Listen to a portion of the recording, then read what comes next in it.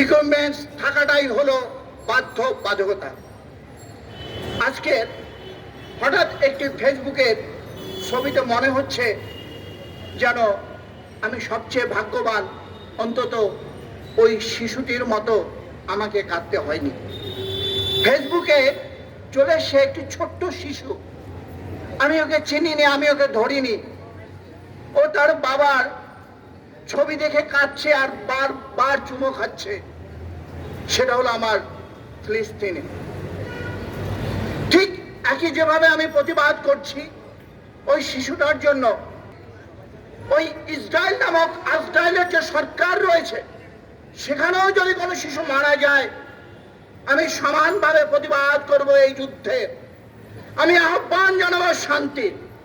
কিন্তু দুর্ভাগ্য, আজকে গণতন্ত্র যেন একটি পুতুল, যার খুশি সে কিনে নেবে, যার পয়সা আছে সে কিনে নেবে।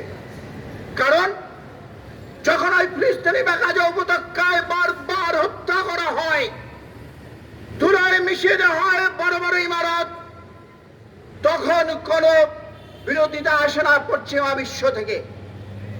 যখন ইরানের সামরিক প্রধানরা যখন মারা যায়, জেনারেলরা মারা যায়, তার প্রতিবাদে যখন ইরান হুমকি দিয়ে বলেছে আমরাও প্রতিবাদ নেব, এবার তৈরি হও, এবং তারা যখন প্রতিবাদ নিলেন তখন সব রাষ্ট্র এসে তাদেরকে রক্ষা করলো আর বলল এবার ইরানের বিরুদ্ধে আমরা প্রতিরোধ নেব। বুঝতে পেরেছেন বিশ্বের গণতন্ত্রের অবস্থা? বুঝতে পেরেছেন দেশের জাতির অবস্থা, আন্তর্জাতিক অবস্থা? আমরা বলতে চাই গণ অধিকারের পক্ষ থেকে, আমরা একটি সুন্দর বিশ্ব চাই যেখানে কোনো শিশু কাঁদবে না।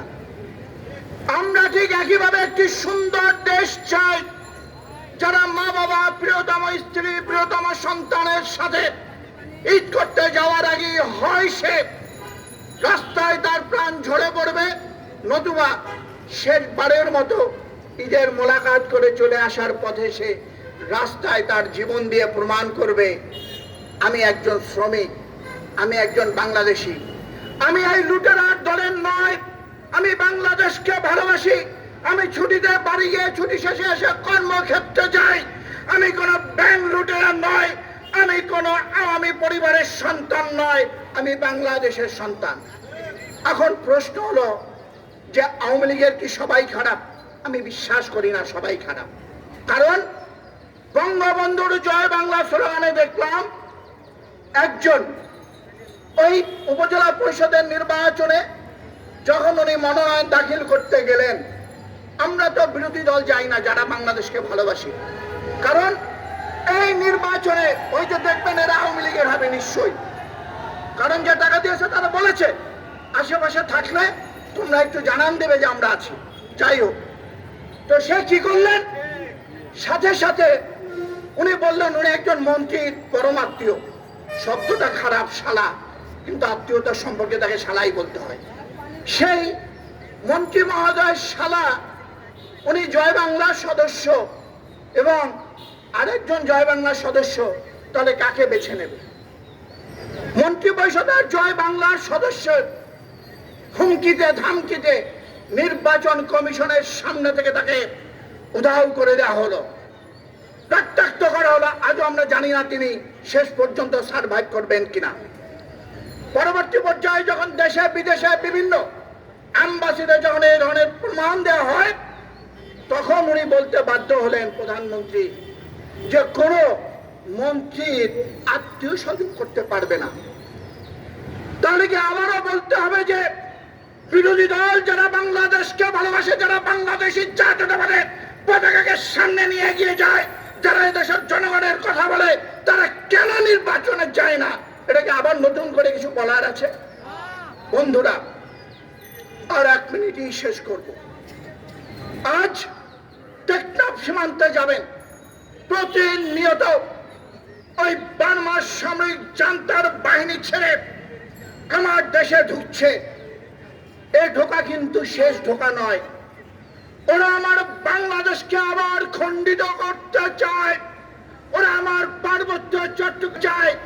এই এক নতুন মরণ ফাঁদ, যেভাবে ফাঁদ করে একটি দেশ আমার দেশের করিডোর ব্যবহার করে, কিন্তু আমার দেশের জনগণ যখন নেপালের সাথে ব্যবসা করতে চায়, অল্প একটুখানি করিডোর ব্যবহার করতে চায়, তারা দেয় না।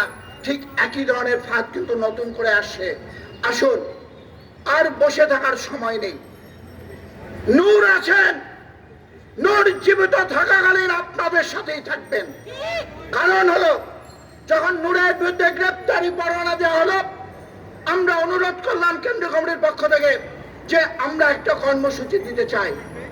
উনি বিনয়ের সাথে প্রত্যাখ্যান করলেন যে আমার গ্রেপ্তার চেয়েও আজকের যে বিষয় গুরুত্বপূর্ণ দেশ রক্ষার, সেই বিষয়ে কর্মসূচি দিতে হবে। বুঝতে পারেন তার উদারতা, বুঝতে পারেন তার ভীষণ।